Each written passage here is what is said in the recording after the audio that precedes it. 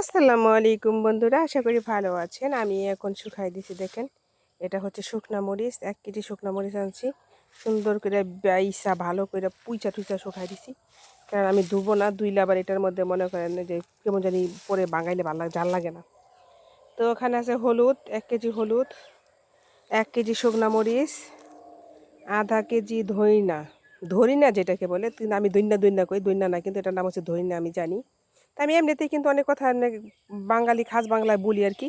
ওটা কিন্তু বই পুস্তকে লেখে না, তো এটাকে বুঝা নিয়েন, এরকম আমরা বলি আর কি। আর এই যে দেখেন এখানে দিছি এই আধা কেজি দিছি আতক চাল, আর 3-4 মুঠ দিছি সিদ্ধ চাল। এটা দেওয়ার কারণ হচ্ছে এই যে বেসন।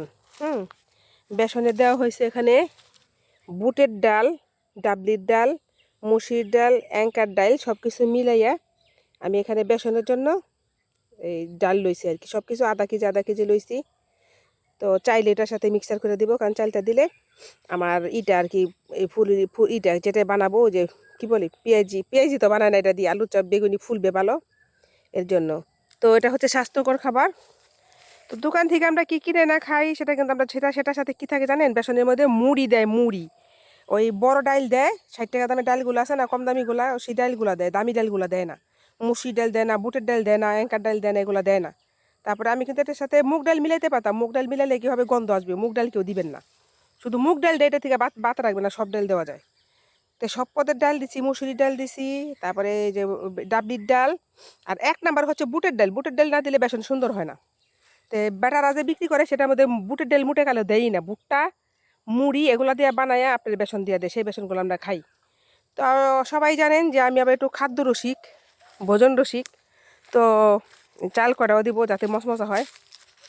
এখানে প্রায় যাই বাঙানো হবে আমার রোজা হয়ে যাবে, কারণ আমি জানি আর যে মশলা যদি কিনে না খাই রোজার মধ্যে, তাহলে পেট নষ্ট হলে কিন্তু রোজা থাকতে পারবো না।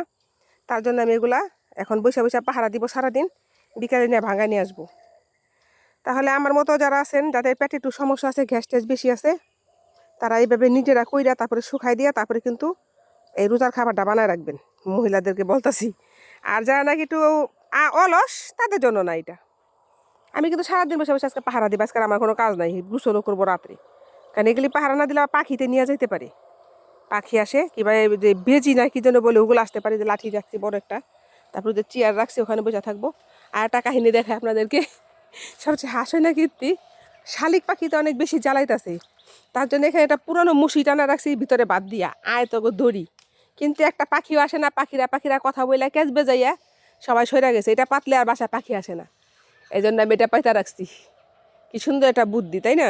আবার মাঝে মাঝে যদি একটা ডাউগো পড়ে, ওটাও খাওয়া যায়, আর শালিক পাখি তা জ্বালাইতেছে না। আর এই যে দেখেন আবার মরিচ গাছগুলা, সাদা মরিচ গাছগুলা বান্ধবীর বাসা থেকে আনছিলাম। তাদের গোলাপ ফুল গাছ হয়েছে একটা মরিচ গাছ, আবার 2টা মরিচ হয়েছে। একটু বুনাও কাটার চেষ্টা করি, এটা আতা ফুল গাছটা পাতা পড়ে আছে, হয়ে যাবে ইনশাল্লাহ। তো কি বললাম, সবাই এরকম নিজের হাতে করে তারপর রোজার মধ্যে খাওয়ার চেষ্টা করবেন, যাতে সবার শরীর ভালো থাকে। আমার মতো কাজ করবেন আপনারা। আমি জানি আমার চাইতে বেশি কাজের আপনারা, কিন্তু আমি কিন্তু মানুষের দেখা দেখি শিখছি। আমি কিন্তু আগে অলস ছিলাম, তো এখন আমি অলস না। কিন্তু অলস কীভাবে, আমি কিন্তু ধানও সিদ্ধ করতে পারি, অনেক ধান সিদ্ধ করতে পারি, মুড়ি বাঁচতে পারি, আমি সব কাজই পারি। ভালো থাকবেন, আসসালামু আলাইকুম।